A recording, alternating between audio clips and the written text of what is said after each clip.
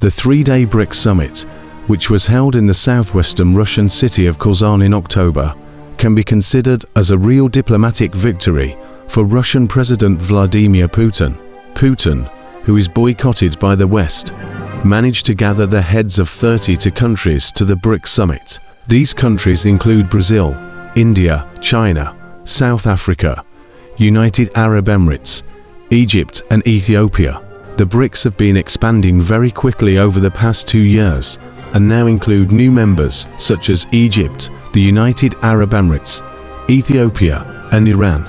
It was expected that this summit would be the largest international event that Russian President Putin held since the beginning of the war in Ukraine in February 2022. This meeting with the Brics and other countries showed a growing strength among the Brics states that hope to push the global balance of power towards autocracies. The global majority of countries are challenging the leadership of the West and in particular of the United States. In his speech to reporters, Putin showed the growing economic and political influence of the Brics countries as an indisputable fact. He also stated that the Brics and other interested countries will work together, and they will become an essential element of the new international order. This meeting looks even more provocative because it was taking place only a couple of weeks before the US presidential elections, in which Donald Trump won. The United States would be withdrawing support for the embattled Ukraine. It will also worsen relations between America and its traditional partners in Europe.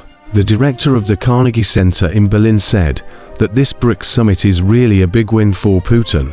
There is no global isolation of Russia. All of these world leaders came to visit Putin.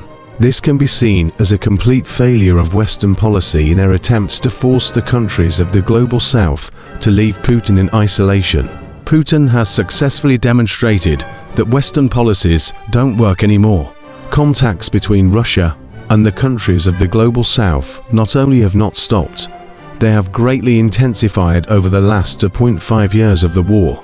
On Tuesday, Putin met with the chairman of the People's Republic of China, Xi Jinping, and subsequently stated that the relations between their countries are a model of how relations between states should be built.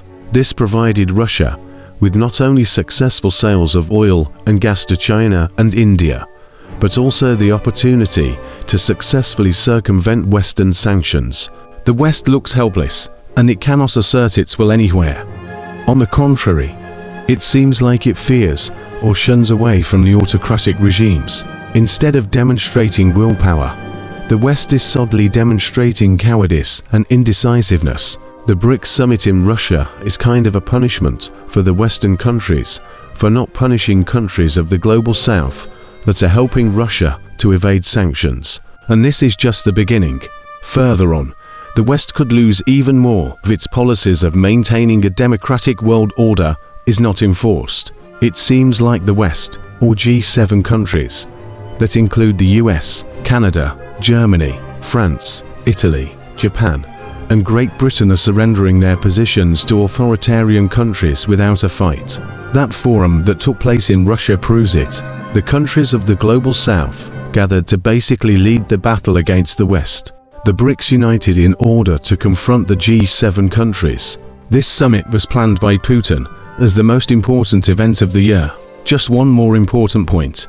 The budgets of the Brics countries are completely beyond the control of the citizens, and they are the prerogative of the authoritarian leader of these nation-states. The leader's main task is to retain power at any cost. These authoritarian heads of state lend each other a shoulder, and they even have a joint budget. Many would disagree and consider the head of India Modi as a democratically elected leader. But on the other hand, if you look closely at his history as a politician, you can see that he imprisoned many opposition figures and journalists who criticized him and his government. In the past, Modi belonged to a political movement that organized the assassination of Indira Gandhi, as well as took part in the pogroms that rocked India. The Brics summit was a celebration for Vladimir Putin. He managed to prove that Western countries failed to isolate him from the world by starting an invasion of Ukraine. The heads of the largest countries in the world in terms of population, such as the heads of China, India, and as well as the Secretary General of the United Nations, Antonio Guterres, came to visit Putin in Russia. Guterres 3 months earlier refused to go to the peace summit, to which he was invited by Ukrainian President Zelensky. This peace summit took place in Switzerland. Guterres should ensure that all the countries respect international law, but unfortunately he chose the autocratic regimes of the Brics rather than the country who is fighting to remain an independent democracy, Ukraine. This can be seen as a big blow to the entire international system, which currently assumes that countries respect the rights of all countries, regardless of its size and wealth. And this sets a precedent for the idea that all big countries can do whatever they want to smaller countries, and those who have more strength and resources are always right. Also, for example, Israel recognized the Guterres as persona non grata, and they and the Israeli army stated that the UN peacekeepers did not comply with their obligations to maintain peace in Lebanon. Also, employees of the UN Middle East convoy were accused of terrorism against Israel. That is, in the confrontation between autocracies and democracies. It seems that autocracies are gaining the upper hand. A new era is coming, where autocratic regimes will dictate their rules of the game to the whole world. That is, the attempt made by Western countries to isolate Putin in the international arena completely failed. Also, the International Criminal Court warrant that was issued to Putin, where he was put on the wanted list as a war criminal, had very limited force. However, there are disagreements between the members of Brics. At this conference, India, Brazil and South Africa opposed the expansion of Brics. Currently, about 20 countries have asked for Brics membership, including states such as Afghanistan and Myanmar. China certainly does not want to be in a direct coalition with such rogue states. According to Bloomberg, the United Arab Emirates has rejected attempts by some Brics countries to portray themselves as an enemy of Western countries, since they have stated that they are proud of their close relations with the West, especially the United States. Russia has also repeatedly tried to create a common currency with the Brics countries, so that this currency would become the reserve currency of the world to end the dictatorship of the dollar, as defined by Vladimir Putin. However, these attempts by Russia were opposed by almost all the other Brics countries, including China. The meeting of finance ministers and heads of central banks of the Brics countries, which took place in Moscow on the eve of the summit, was largely ignored by all the Brics countries, which did not send senior officials to attend. In terms of size of the economy and GDP, China has an unlimited advantage among the Brics countries. Essentially, the Brics bloc represents China and its closest satellites. The Brics GDP is about 25% of the entire world GDP. The Daily Telegraph newspaper wrote about the summit. The most shameless fact is that Russian leader Vladimir Putin declared himself the messenger of the post-colonialist world. The attempt to occupy Ukraine is an imperialist adventure by Russia.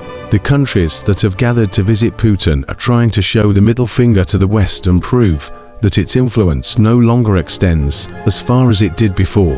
The Times writes that Western countries have not given much importance to the Brics bloc, since this bloc includes different countries, both democratic and totalitarian. However, as international tensions grow, Brics is increasingly perceived as a symptom of the emergence in the world of geopolitical blocs based on division of West versus East and North versus South. At last year's Johannesburg summit, China stated that it advocates turning the Brics bloc into a full-fledged competitor to the G7. Finally, a quote from the American agency CNN.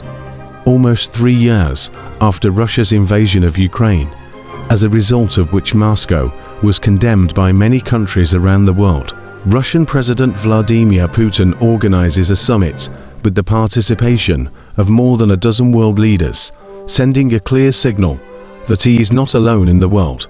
Autocrats are behind him is a coalition of world countries. Unfortunately, it turns out that it's the Western countries that are isolated on the international stage with their own sanctions that don't work, and that no one respects.